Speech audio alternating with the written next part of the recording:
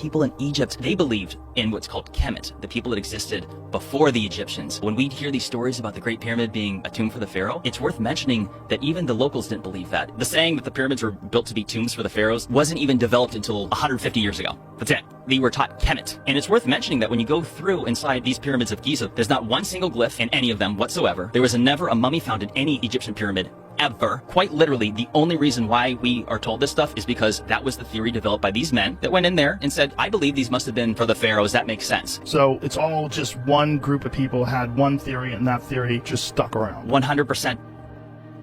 There's still remains of like Greek ruins from 300 BC. In Afghanistan? Yeah. Really? Jamie, can you pull some of that? Yeah. So here it is. Wow. Yeah. That's amazing. I had no idea. So at one point in time, that had been some sort of a thriving community. Yeah, the Iconium. Wow. So they had an amphitheater. There's a full-on Greek city. That's incredible. What is that statue? It's a Buddha statue. A lot of historians think that the Vedas and Buddhism started more in the Afghanistan area. The Vedas? Yeah. Wow, look at all these Buddhas. There was this brief moment of Greco-Buddhism in Central Asia. That's so strange, because it's so obviously Greek art. The folds in the robe and all that, yeah. Yeah. Human civilization is so bizarre.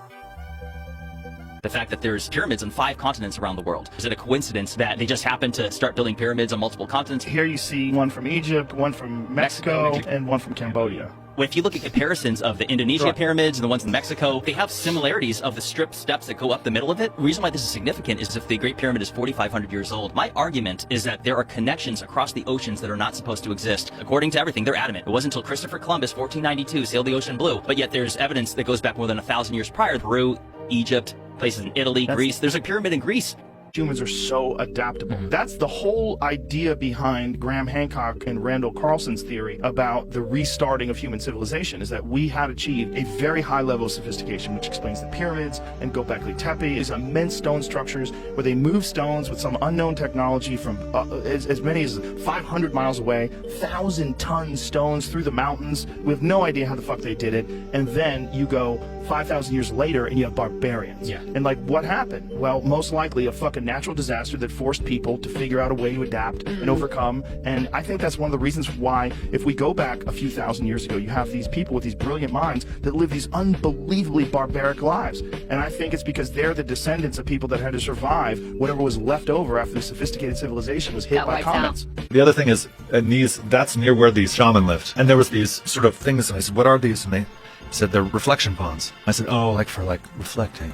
And he goes, no, for reflecting. And I'd never considered that you don't look at the stars by going, but that really, you look down and you mark, in 7 years when it comes around again, you're like, oh, pattern. Because I'm always like, how do you look up and learn a pattern of that? Right. But by looking down. So they had ponds just to look at the reflection of the stars and map them out. Yeah, the shaman did. That was like in their neighborhood. And the way we were shamans, if you had a birthmark on your head when you were born, they immediately were like, 2 boards, rope, and just put 2 boards and roped you and began a lifetime of, so you're a shaman. Zecharia Sitchin was this guy who wrote these books. It was all about these ancient Sumerians. And one of the weirdest things about it, these people had these clay tablets that had like a detailed map of the solar system. 6,000 years ago, they carved it in clay. And they also had these giant beings with like people with tails sitting on their lap. And they had the double helix of the DNA. He interpreted all this as this was some sort of an ancient recording, like where they were trying to record what had happened. And when he was going through these ancient Sumerian texts, he believes that it was really all about these beings called the Anunnaki. Those from heaven to earth came, and that these beings came from this planet that is described as Nibiru, and that they have manipulated human DNA forever. Oh, this is a question. Why does he have a watch on?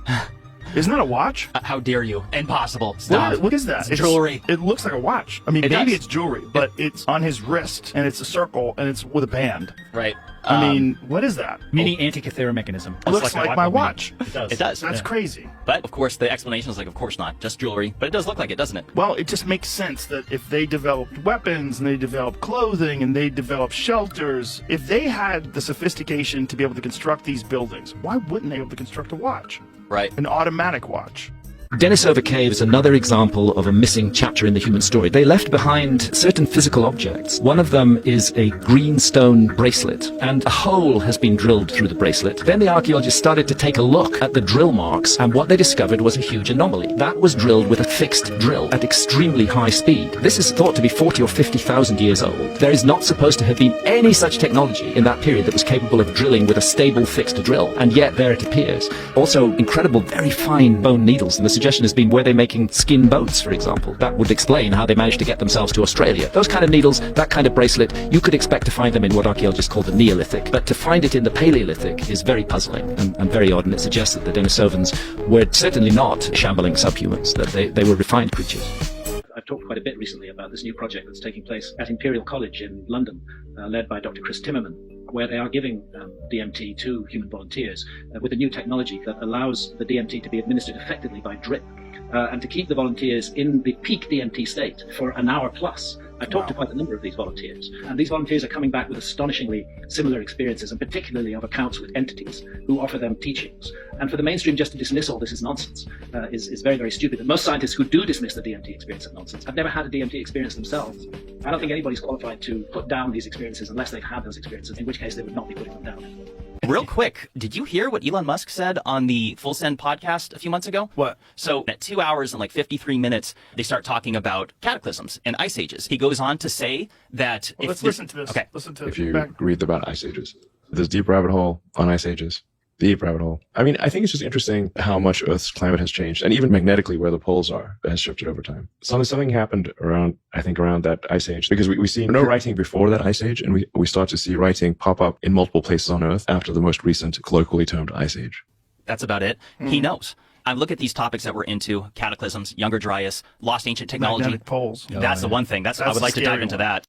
There's 2,300,000 stones in the Great Pyramid. Do you know if you cut and place 10 stones a day, it would take you 664 years to make the pyramid? It was the craziest thing that I've seen that humans have made. Like, awe-inspiring. I more and more think that we just have to use our imagination, because we're thinking of technology only as technology that we've implemented. Yeah. But it's possible there was a completely different branch of technology, and they had figured out something that allowed them to manipulate enormous stones. Yeah. We just haven't figured it out. Studied the Hermetics at all? No. Are you interested in them? Yes. Have you heard about them at all? Sure. This thing? Please. Have you heard of a book called The Kabbalion? No. Well, this should be right up your street. The Hermetics were Egyptians. It's where the Freemasons came from, and the alchemists and the people in the Middle Ages who preserved the culture when the Dark Ages came. And the Hermetics comes from Hermes Trismegistus, who was supposedly the wisest man or avatar or god from the Egyptian period. And the Kabbalion was their book. I don't know if the actual Kabbalion still exists, but they had a deep philosophy that is a lot like this. Will we talk about this for a second? Yeah. I mean, they were like, the Hermetics had like 7 principles. Have you ever been to Teotihuacan? Something really interesting happened to me there. This guy whose nickname was Gorilla giving us this wonderful tour. And he goes, wait right here. And we're in this giant square. And he runs down this dirt mound about 150 feet away. And he goes, can you hear me?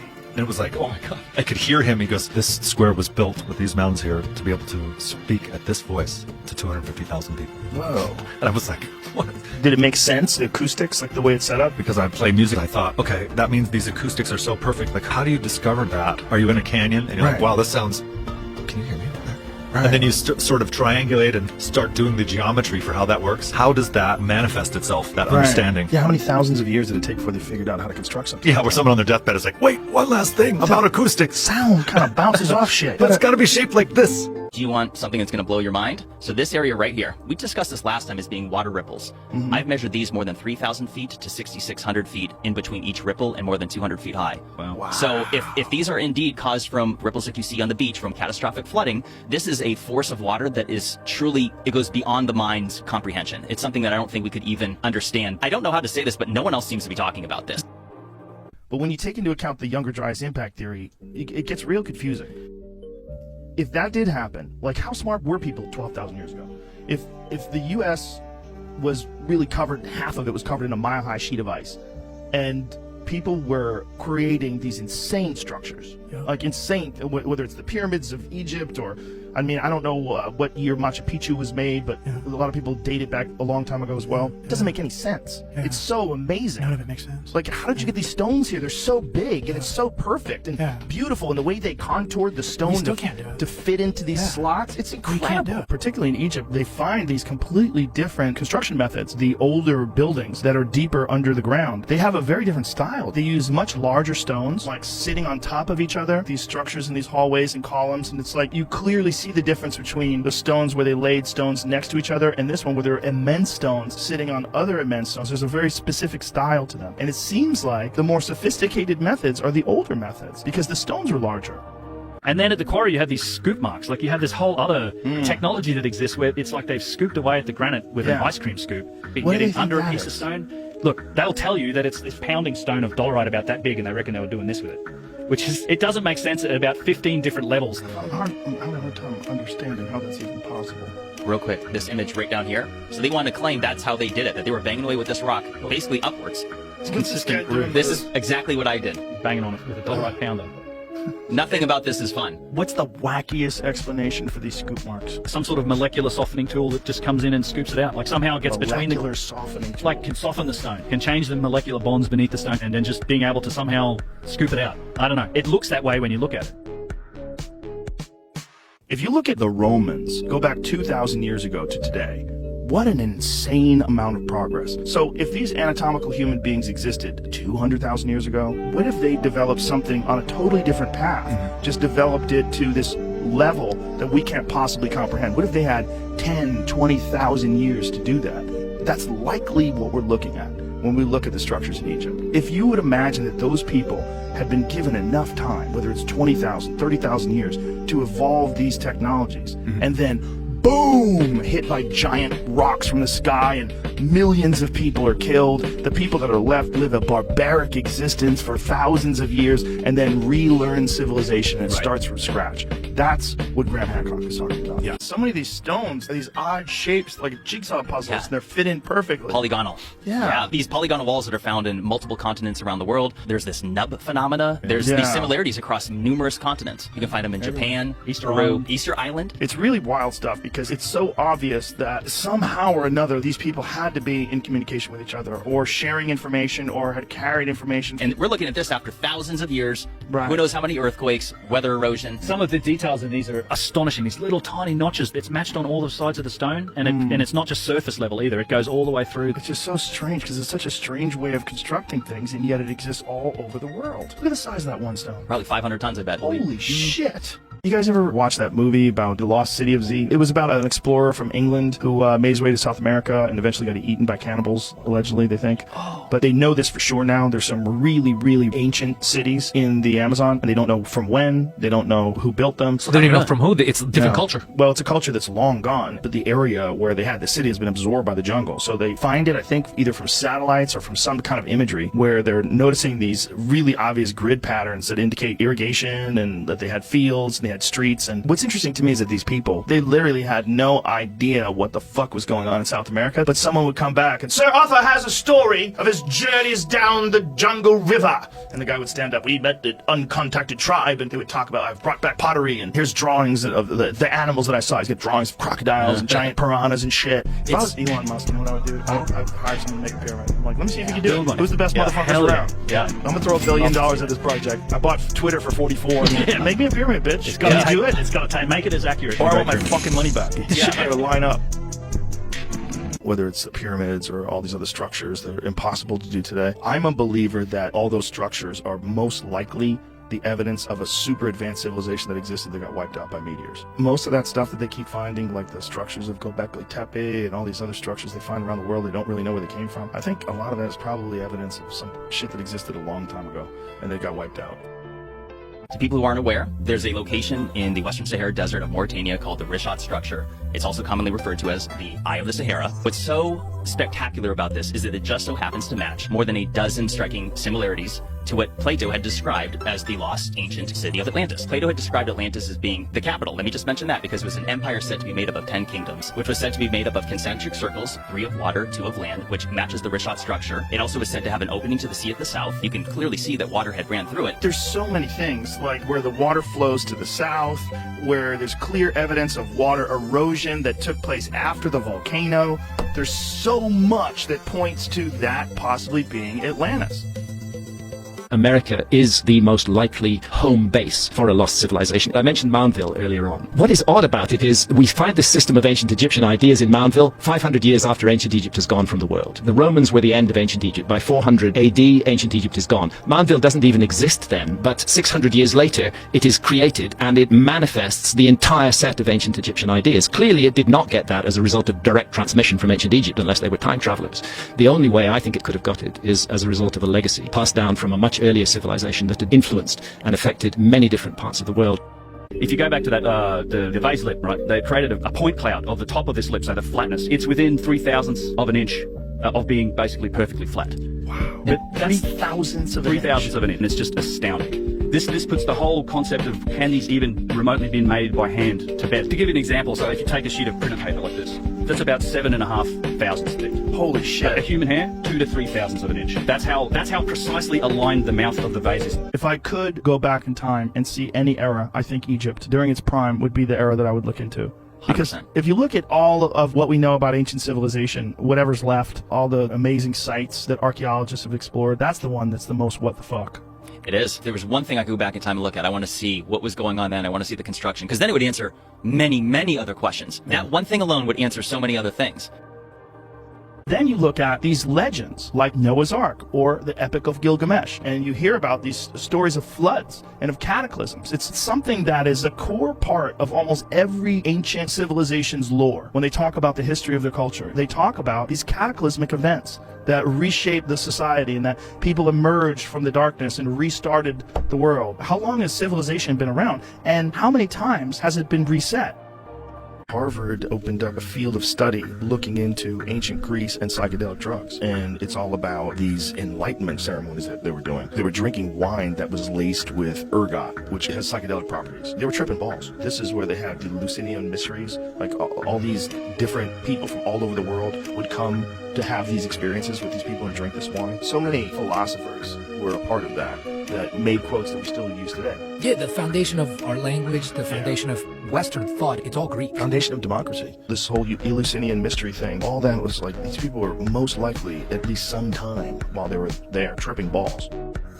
You believe that there was probably more than one significant impact. Let's be clear. This is the suggestion of the Younger Dryas impact hypothesis, that we're dealing with a giant comet that broke up into multiple fragments, that orbits in the Taurid meteor stream, and that 4 of those fragments fell out of the Taurid meteor stream, coming in on a trajectory roughly northwest to southeast, crossing the North American ice cap. The impact then continue across the Atlantic Ocean. There's a suggestion of impacts in Belgium and as far east as Abu Huraira in Syria. It's a global event. 50 million square kilometers of the Earth's surface is within the Younger Dryas boundary field. It's a really huge thing. So the suggestion is that there were multiple impacts at the beginning. Now, I report the work of Klub and Napier and their suggestion that the Taurid meteor stream is actually fucking dangerous and that we should be paying attention to it, that it has been a hidden hand in human history in the past and that it can cause us trouble in the future. Have you been to Egypt? No, I haven't been there yet. Dude, I heard it's insane. I climbed to the center of the Great Pyramid. Yeah? Wild energy in there, vibrating like. Really? Like weird. You feel it? Yeah. Or is it just like no, you feel it? You're freaking out because you're there? No, you can almost hear it. Really? It's like this weird energy in there. Yeah, like, it doesn't put off like a bad vibe or anything. It just feels like electric in there. It's like, what is this? A fucking power station? What is it? If there's one place that I could go and see what the fuck was it like, it would be ancient Egypt. That would be the #1 spot. I'd be like, I gotta see, what were you guys doing? Like, how'd you do this? All right, right there. Press pause if you could. So this is a recreation of a glyph of a painting that once existed. It was destroyed. This is the only example of them even doing anything with stone depicted, but this is not showing them cut a block. What do you think they're using when those guys are on their knees? It's showing a line. What do you think that is? I think that they're doing measurements in order to put in hieroglyphs, because we know they did. There's actual evidence of them doing glyphs over prior work. It quite literally could just be showing them carved stuff into it. I saw examples where you have this wonderful stone and then these crude glyphs carved into it. Why would the glyphs look like shit in comparison to a wonderful block? And that's not to say all the glyphs look like shit. Some are spectacular. Let me just clarify. Dynastic Egyptians are the so-called ancient Egyptians we all learned about in school. My argument and others' argument is that there was people before them doing work. Here's the thing. You're an ancient Egyptian. You're building an equinoctial marker in 2500 BC. Do you know what constellation is housing the sun in 2500 BC? I haven't run the little program. Well, it's the constellation of Taurus. So logically, if you're making an equinoctial marker in 2500 BC, you really should create it in the form of a bull, not in the form of a lion. You know, that's the puzzling issue. And yet we do have a time when a lion constellation housed the sun at dawn on the spring equinox, and that is the period of the end of dryas. Human beings, especially in Africa, had achieved an insanely high level of sophistication. What they had done in Egypt is still, to this day, one of the most confusing things that anyone's ever been able to accomplish. There's distinct evidence of a very advanced culture, and it exists all over the world. There's these stone structures that are so complex, and we don't know who did them, we don't know how they moved them, and all this evidence seems to point to that at one point in time, human beings had reached a very high level of sophistication for design, for construction, for the ability to move stones and cut them. Like, it's really high levels of construction. You're getting all these stones to meet perfectly at the top of a massive pyramid that's 2,300,000 stones. Mind-boggling. Have you seen the Honduran lost city of the monkey god? There's a legit full civilization in Honduras, like a bustling city that they found using LiDAR 2 or 3 years ago. Just empty. Empty, but like a full-scale city, not like a village or a town, like tens of thousands. Yeah, look at that. Fucking wild. Yeah. But it totally makes sense, man, if you bring in smallpox. I mean, smallpox kills like 90% of the people that get it. Right, right. So it just fucking decimated the populations of these places when the Europeans first came through and they first reported about these immense cities. They were there. Yeah, they were there. Yeah. And so then when people came back like 100 years later, they're like, this is bullshit. Right. Because the jungle would just overcome everything. And it can in so little time. So little time. It's crazy. The rate of growth when the jungle's left alone is unbelievable.